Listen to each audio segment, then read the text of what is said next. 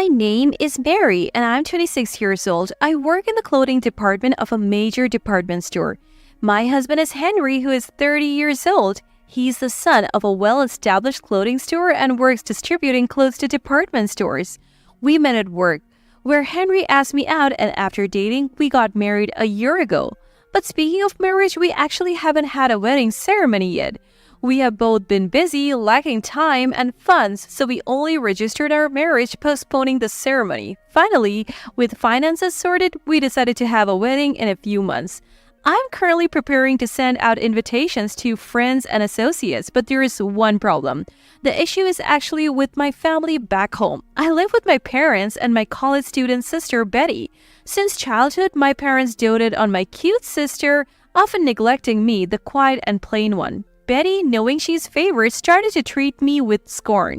Tired of being scorned to a favorite sister and the cold treatment, I left home when I started college and have been semi-estranged from them since. Normally, family attending the wedding is a given, but given our semi-estranged status, I need to confirm. Reluctantly, I decided to visit home to announce the wedding. Upon arrival, my mother greeted me. "Welcome back, Mary. It's been a while. Come in." Despite her words, Mother was unfriendly and aloof. Clearly, I was not welcome. In the living room, I found my sister Betty. "Oh, you're back. Seeing your face just annoys me.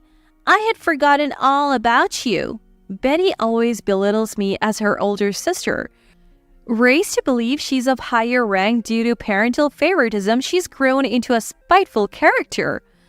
"I have something I want to talk about today. I'll leave as soon as it's done." "Then make it quick. We're busy too, you know." Betty attends a local university on our parents' dime. She's about to graduate, but doesn't seem to have any intention of working. The thing is, I'm going to have a wedding ceremony. "What? You're getting married? You managed to find someone?" Yes, that's right. We are already married. Just haven't had the ceremony because we have been busy. But we have finally saved up and we are planning the wedding. "Is that so? And, I was hoping Dad, Mom, and you, Betty, could come." "Why should I celebrate your wedding? It's a waste of time and money." "Huh. Well, if you're paying for everything, maybe I'll consider it. Haha." My sister laughed loudly, and I couldn't help but chuckle at her predictable response. "What are you laughing at?" Nothing. It's just your response was exactly as I expected. It was useless to ask. I'll mark you as not attending then. My sister seemed a bit flustered. "What? Well, maybe I'll go. It could be useful for planning my own wedding." Why would I spend money on such a mean sister?" "Shut up. Why do you get to marry before me?" That's when our mother intervened.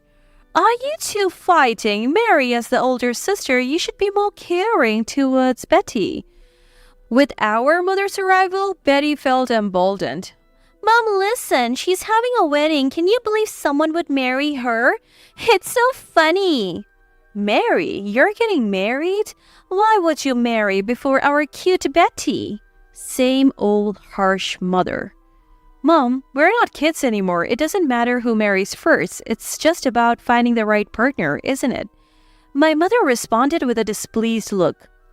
"So what? You want us at your wedding? Well, we're family, so no need for a gift. But if you want us there, you'll have to cover travel, accommodation, and all the preparation costs, like the hairdresser." Just like mother and daughter, both saying the same thing. If you don't want to celebrate, then don't come. As unsympathetic as ever, hard to believe someone married such a stupid daughter. Betty chimed in with agreement. "Yeah, if you can get married, then I'll have no problem at all. I bet your husband is some poor nerd, right? A match made in heaven." I was exasperated. "What nonsense! I understand you're not coming and that's fine. Forget today's conversation. I'm leaving." "Why is it always fighting with you two?" Our father also came out due to the noise. "You're getting married? When's the wedding planned?" "It's tentatively set for a weekend in June at Central Park in New York. All right, but remember, I considered us estranged, so don't expect me there. I know, I wasn't expecting it. Good, give my regards to your husband. I will. Since that's settled, I'm heading back. My mother and sister were always like this, belittling me at every turn. I left home because I couldn't stand it anymore, managing to pay for college and living expenses through part-time job and scholarships. I didn't rely on my family. The reason I didn't have a wedding until now was due to repaying my student loans. With those paid off last year, I'm finally able to have a wedding. When I returned to the apartment I share with Henry, I reported today's outcome to him. Everyone ended up not coming. That's too bad after all the effort you put into the wedding. It's fine. I would have been embarrassed if they had come. I've heard about Betty, but she wouldn't cause a scene this time, right? That's exactly what might happen. She doesn't choose methods when it comes to troubling me. Really? Yeah, like during my elementary school field trip, she would wish for rain. That's not cute. And right before the field trip, she threw the clothes I planned to wear into the rice paddy, covering them in mud. I had to wear something else. Everyone stared. It was embarrassing. Even my crush laughed at me. That's beyond laughing matter. Field trips, huh? I remember getting turned down by a girl I liked. Not a single happy photo from that day. It's a memory now, right? Yeah, but now that I've met you, Mary, my life is happy. I'm glad I met you too, Henry. Mary, I have something I want to discuss. What's wrong? It's about what you mentioned earlier. The boy I like? There's nothing there now, don't worry. No, before that. The part about your clothes getting dirty in the rice paddy. That incident? What about it? It was Betty, right? That's what I'm worried about. Yeah, it was. It shocked me more than angered me. So I've been thinking a bit about the wedding day. What is it? The day of the wedding finally arrived. Our wedding started in the morning, so we were at the venue quite early. The ceremony just finished, and we are now waiting for the reception to begin. I can feel the tension rising. Suddenly, my mobile phone rang. It was Betty calling. I answered, wondering what it could be about at this timing. Hello, big sis. Congratulations on your wedding. Betty? Thanks. What do you want? Come on, don't talk like I'm plotting something. Well, it's right before the reception. You must want something to call at this time. You know me so well. So you're in a dress and your husband is in a tuxedo, right? Yes, but what about it? The dress is pretty, but a bit plain, so I decided to add some flair. What are you talking about? What did you do? I added accents to the dress and tuxedo. I made some cuts. It looks so much better now. What? What did you do? I cut the dress with scissors. Made it look cool. You can wear it now. I don't understand what you're saying. Playing dumb? You're as foolish as ever. I'm already wearing the dress. What? Yes, a vintage style dress. What do you mean? I don't understand what you're on about, but if you saw me now, you would understand. Wait, I'll switch to video call. Saying that, I switched the call from audio only to video mode. After setting it to speaker mode, I extended my hand to make sure the camera captured me well. Now Betty should be able to see me in my vintage style dress.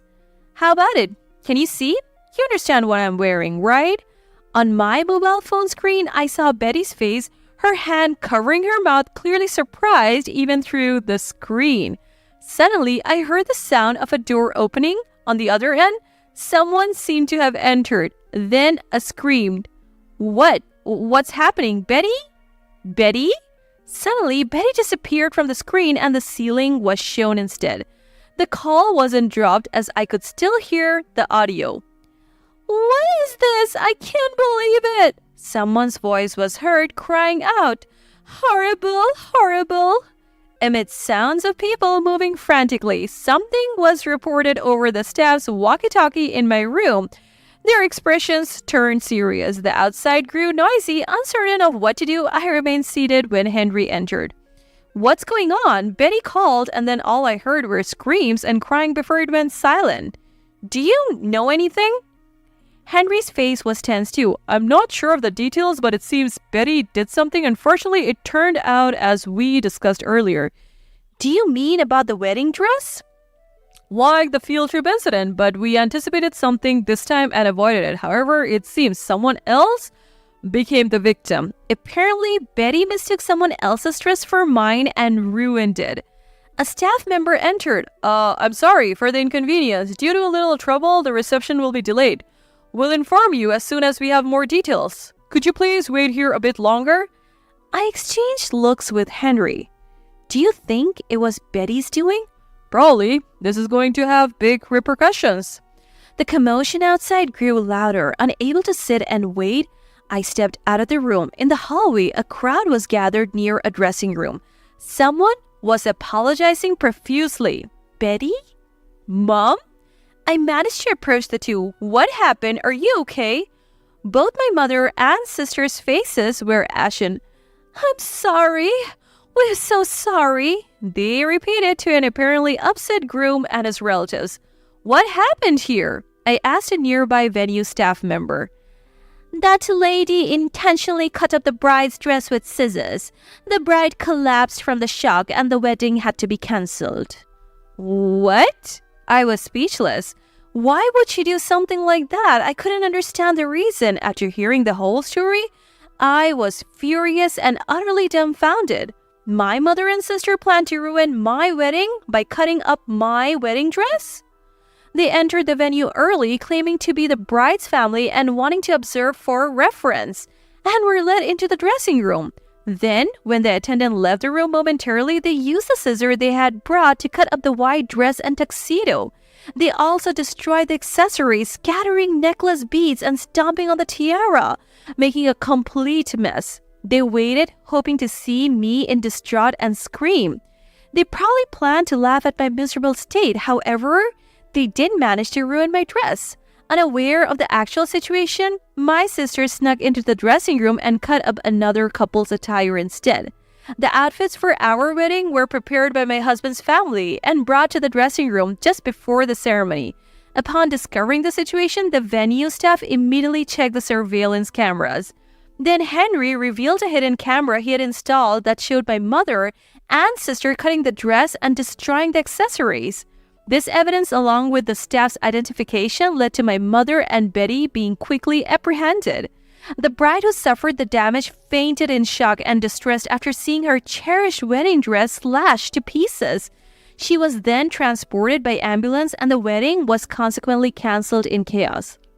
The dress, being custom-made, cost over $30,000, and with accessories also destroyed, the total damage exceeded $50,000. Additionally, the cancellation of the wedding incurred significant compensation costs. The total damage was close to $300,000, especially as the bride's father was a major corporate executive and the groom was the son of a politician.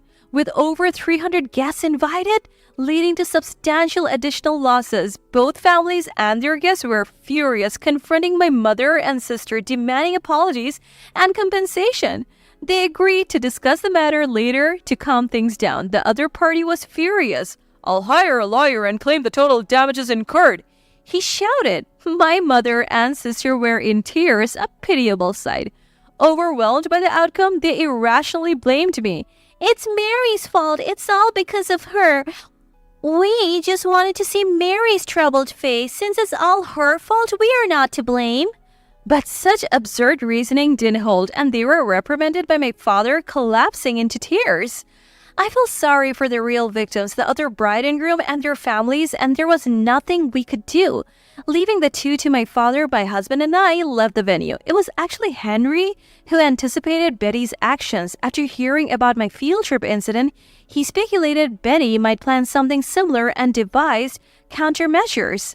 First, we chose a vintage-style dress. Henry's family owns a well-established clothing store, and he suggested using the wedding and the vintage dress for the store's promotion and brochures, an idea his father supported by providing the attire free of charge. Though it was to be kept a secret, his father generously compensated us as models. And so, anticipating Betty might do something to the dress, Henry installed a hidden camera in the dressing room. It turned out to be a hit. Afterwards, we settled with the other bride and groom's relatives and their lawyers, going through various disputes, but eventually agreed to pay a compensation sum exceeding $500,000. To gather the funds, my father took early retirement to access his pension, sold the family home and land, and even took out payday loans to make a one-time payment. Then he decided to divorce my mother. My mother pleaded not to divorce and to help pay off the debt together. All of this is because of what you and Betty did. I have done all I can. Now it's up to you and Betty to work and pay it back. Reflect on the gravity of your actions. My father rejected her. He then moved back to his brother's place to help with the family business. My sister was about to graduate college but had to drop out as she couldn't afford the tuition anymore. She contacted me once asking to help with the compensation, but I refused and ignored all further contact. My mother also reached out wanting financial aid from my husband's family, but of course we declined. My husband agreed with my decision. Now, mother and sister, having lost their home, live in a small old apartment, working day and night to pay off the monthly debt. Betty started working at a nightclub, but due to her unpleasant nature and fickleness, kept changing places. As for me, after enjoying a week-long honeymoon, I started a happy life with my husband in a new apartment. Recently, we discovered I'm pregnant and my husband is thrilled. Upon discovering my pregnancy, I discussed with my husband and decided to quit my job to become a housewife. Though our income has decreased, our time together has increased, deepening our bond. We're living joyfully, looking forward to our child's arrival.